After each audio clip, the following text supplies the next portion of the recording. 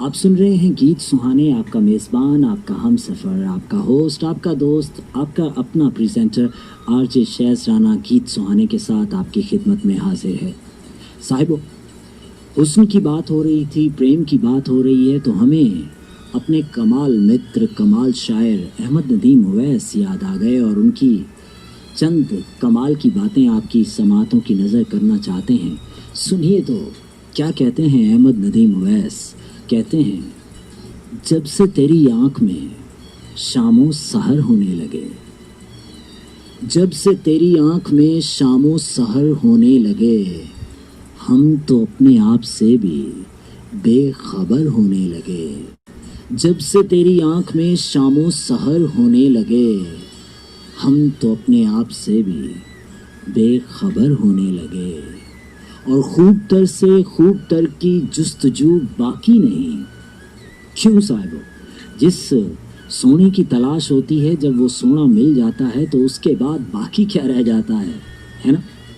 خوب تر سے خوب تر کی جستجو باقی نہیں، آپ اپنے حسن میں حد نظر ہونے لگے، آپ اپنے حسن میں حد نظر ہونے لگے، اور ایک شکستہ حال کو جب وصل کی گھڑیاں ملی۔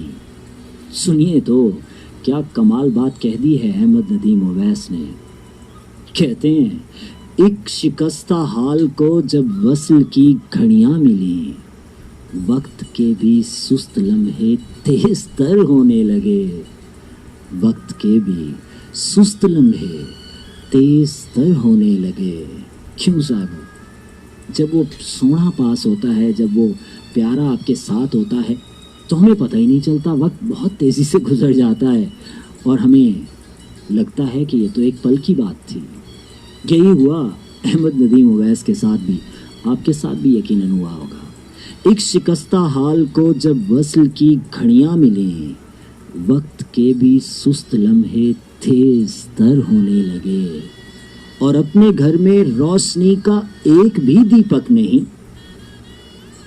اپنے گھر میں روشنی کا ایک بھی دیپک نہیں، ان کی چوکٹ پہ فدا شمس و قمر ہونے لگے، ان کی چوکٹ پہ فدا شمس و قمر ہونے لگے، جب سے تیری آنکھ میں شام و سحر ہونے لگے، ہم تو اپنے آپ سے بھی بے خبر ہونے لگے، بے خبر ہونے لگے۔ احمد ندیم اویس کی اس پیاری سی غزل کے بعد آپ کو سنوائیں گے غلام علی کی سریلی آواز، اور بات اس سونے کے حسن کی ہو رہی ہے تو یہاں بھی چہرے کی بات کو آگے بڑھائیں گے، سنیے گا۔